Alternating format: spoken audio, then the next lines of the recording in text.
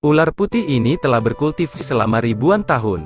Hari ini, akhirnya dia bisa berubah menjadi bentuk manusia.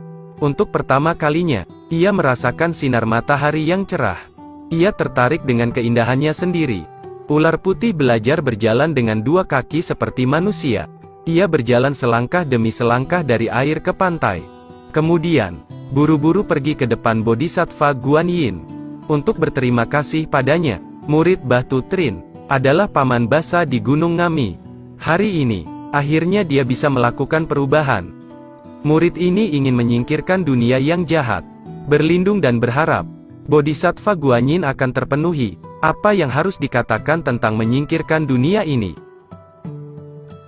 Ular putih pergi. Untuk pertama kalinya, Batu Trin datang ke dunia manusia.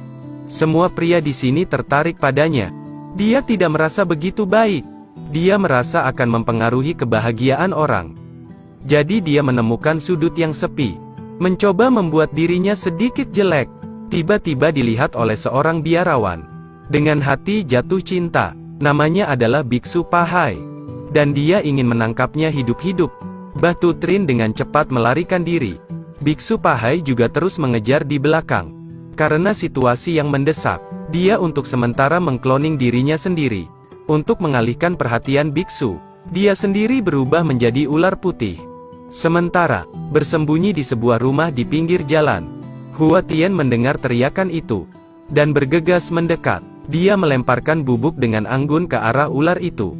Kemudian, dengan cepat menutupnya. Guru menyuruhnya untuk membunuh ular itu segera. Ambil empedu padat untuk membuat obat. Tapi Hua Tian tidak mendengarkan tuannya. Dia diam-diam menemukan tepi sungai biru jernih. Lepaskan ular putih ke dalam air. Silahkan Anda pergi. Saya tidak akan menyakiti Anda. Kontak pertamanya dengan manusia. Batu Trin merasa bahwa pria bernama Hua Tian ini ternyata adalah orang yang baik. Dia memutuskan untuk kembali ke dunia manusia sekali lagi, untuk membalas budinya. Pada saat ini, Hua Tian juga dalam masalah. Ibunya mengalami koma selama beberapa hari. Dokter Su meresepkan lusinan resep, tetapi tidak ada yang berhasil. Batu Trin datang untuk melihat bagaimana keadaannya. Tanpa diduga, dia diracuni oleh ular yang mencintai mereka. Tampaknya, di kota kecil ini masih ada ular iblis lain. Batu Trin pergi ke kuil Nuoa. Benar saja ada seekor ular di sini, yang belum berubah menjadi manusia seutuhnya. Namun ular ini menolak memberikan penawarnya. Jadi, Batu Trin berubah. Hari ini, dia harus mengubah surga dan mempraktikkan agama. Harus menundukkan ular yang suka menyakiti orang ini. Tidak merasa puas, dia segera muncul dalam bentuk aslinya. Dia menjulurkan lidahnya ke arah Batu Trin. Tapi, Batu Trin hanya tersenyum kecil. Apakah menurutmu ular putih berumur 1000 tahun sepertiku harus takut pada iblis kecil sepertimu? Seekor ular iblis dan ular putih bergegas untuk bertarung dan tentu saja, iblis seperti ular itu bukanlah lawannya. Batu Trin mengangkat tangannya untuk menghancurkan iblis kecil yang melukai orang ini. Tietan buru-buru menjelaskan alasannya padanya. Hari itu, ibunya pergi ke kuil Nuoa untuk berdoa bagi putranya, karena keluarganya sangat miskin. Sebelum pergi, dia juga membawakan makanan untuk anak-anaknya, termasuk sebuah apel yang baru saja digigit Tietan. Tapi dia masih tidak tega membuangnya. Dia menyimpan apel itu untuk dirinya sendiri. Itu sebabnya, dia tidak sengaja menyebabkan ibu diracun. Ternyata, Tietan tidak ingin menyakiti orang. Melihat Tietan berinisiatif memberikan penawarnya, Batu Trin segera memaafkannya. Dia membawa pulang penawarnya, berhasil menyelamatkan nyawa ibunya. Tetapi, karena mereka berdua bertarung, aura iblis terungkap. Pahai dengan cepat menemukan tempat itu, mengatakan bahwa dia harus menangkap Tietan. Tietan tidak puas. Latihan kultivasinya selama 500 tahun. Bagaimana Anda bisa melawan senjata sihir tinggi ini? Pada saat ini, Tietan akan ditaklukkan oleh Pahai. Batu Trin muncul untuk menyelamatkan Tietan, dan pergi tepat di depan mata Pahai. Dia tahu, Tietan adalah ular yang baik.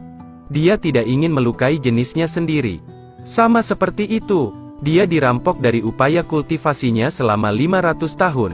Ketika Tietan mendengar itu, dia sangat tersentuh. Dari kecil hingga dewasa, hanya ibunya yang memperlakukannya dengan baik. Tetapi tidak tahu, hari itu, apa yang ditakuti ibunya. Tapi masukkan dia ke dalam sangkar, lalu lemparkan ke kaki gunung Hangzhou. Sejak itu, dia tidak melihat ibunya lagi. Tietan, awalnya dimaksudkan untuk menjadi seorang pria, untuk dapat melindungi ibunya di masa depan. Tetapi untuk membalas budi, menyelamatkan nyawa Batu Trin, dia tidak menyesal, menghentikan prosesnya menjadi seorang pria, untuk kembali ke tubuh seorang putri. Menjadi saudari yang baik dengan Batu Trin. Dua gadis cantik bersebelahan, membuat dunia semakin kacau. Di sisi ini, Hua Tian memuji Batu Trin karena begitu kuat. Dia sendiri dirawat selama 10 hari. Tetapi tidak bisa mengobati ibunya. Namun, hanya butuh 1 detik untuk menyelamatkan hidupnya. Itu membuatnya tidak makan dengan baik. Tidak tidur nyenyak. Sepanjang hari, ia hanya memikirkan Batu Trin. Untungnya, Tuhan tidak mengecewakan orang baik. Pada malam festival Lentera yang berlangsung setiap tahun, keduanya bertemu lagi secara tidak sengaja. Ini adalah takdir yang diberikan Tuhan. Tetapi, adegan romantis tidak berlangsung lama. Karena jalan tiba-tiba dipenuhi bocil kematian. Ternyata, 3000 tahun kultivasi telah muncul. Ini adalah kerusuhan di jalan, dan mengkhususkan diri dalam menangkap anak-anak untuk berlatih. Secara kebetulan, Pahai lewat saat ini. Tapi anak ini tidak peduli padanya. Padahal dia punya tongkat dan penjaga. Tapi dia masih tidak bisa melawan kelabang ini. Saya menyaksikan dengan mata kepala sendiri. Semakin banyak anak-anak yang ditangkap, tapi kemampuannya terbatas. Jadi, Pahai hanya bisa menyerah. Keesokan harinya, orang-orang di kota itu beralih ke Namon. Anak-anak mereka terus menghilang. Kakak ipar pertama yang dijanjikan Libo juga sangat menderita. Tapi, penculiknya dilakukan oleh laki-laki atau perempuan. Orang tua ini bahkan tidak tahu. Dia mencari, tetapi tidak dapat menemukan petunjuk apapun. Tepat pada saat ini, dia secara tidak sengaja bertemu dengan guru Dharma di jalan. Pahai mengatakan, dia berkelahi dengan penculik tadi malam. Li Butou senang. Dia buru-buru mengajak Pahai pulang, dan menceritakan semuanya secara detail. Tiba-tiba, tongkat emas itu berputar lagi. Ada peri di luar. Pahai mengikuti instruksinya, dan datang di depan Hua Tian. Siapa yang baru saja Anda temui? Tietan berdiri di luar jendela, memandang ke arah Pahai. Pahai segera bangkit dan mengejarnya. Apakah ular berusia 500 tahun ini memakan hati seorang pahlawan? Berani mengolok-olok untuk menangkap cinta. Ternyata pada saat ini, Batu Trin dan Tietan berkelahi dengan Zing untuk menyelamatkan anak-anak. Tapi, seekor ular bergabung, juga bukan saingannya. Untungnya, Tietan membawa Pahai tepat waktu. Tansa dan Pahai bekerja sama satu sama lain. Batu Trin merasa sulit untuk melawan ular. Harus berniat mati bersama dengan mereka berdua. Pahai dengan cepat menutupi dirinya dengan mangkuk jarum, membuat jiwa kelabang terbang menjauh. Li Butou mendengar berita itu, dan segera berlari menyelamatkan anak-anak. Kali ini, dianggap bahwa Li Butou telah membuat prestasi besar. Dia akan mengadakan pesta untuk merayakannya. Kakaknya segera menyadari bahwa Hua Tian menyukai Batu Trin, merekomendasikan untuk tinggal di rumah. Pada saat yang sama, dia meminta Hua Tian untuk datang ke Bapu untuk mengirim surat undangan. Hua Tian segera pergi ke Tanba. Dia bertanya kepada orang-orang di sini, tetapi semua orang mengatakan tidak ada Bapu di sini. Ternyata, White Palace adalah citra palsu. Batu Trin dan Tietan untuk sementara menghilang ke dalam hutan lebat. Tentu orang tidak tahu. Hua Tian sangat yakin bahwa Batu Trin tidak akan menipunya. Tapi, Anda mencari sepanjang waktu tanpa hasil. Tiba-tiba, saat ini sedang hujan deras. Seorang pria dan seorang wanita berlari ke rumah kecil untuk berlindung dari hujan. Ini adalah takdir. Keduanya bertemu lagi di sini. Batu Trin mengundang Hua Tian ke dalam rumah untuk menghindari hujan. Keingintahuan Hua Tian begitu besar. Biasanya, bagaimana bisa 3 orang membersihkan semuanya?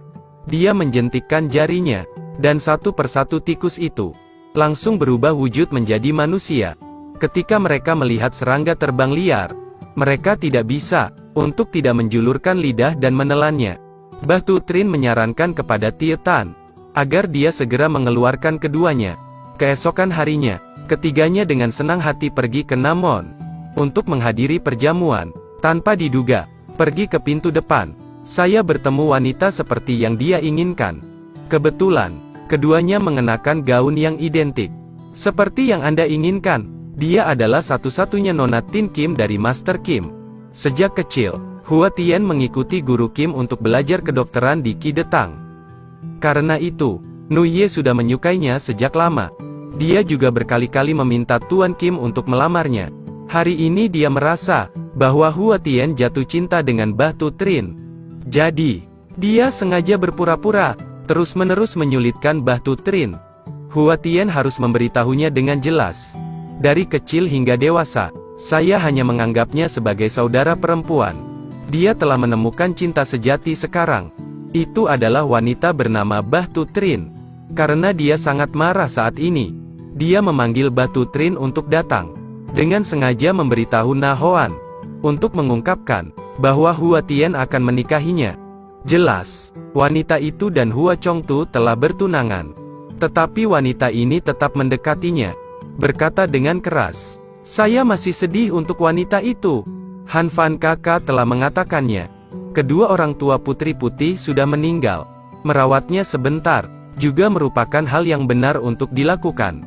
Hanya takut asmaranya sendiri." Setelah mendengar ini, Mbah Tutrin segera mengucapkan selamat tinggal pada Hua Tian. Semua orang merasa sulit untuk mengerti mengapa Mbah Tutrin tiba-tiba pergi seperti itu. Sebaliknya, Chantung sangat senang saat ini.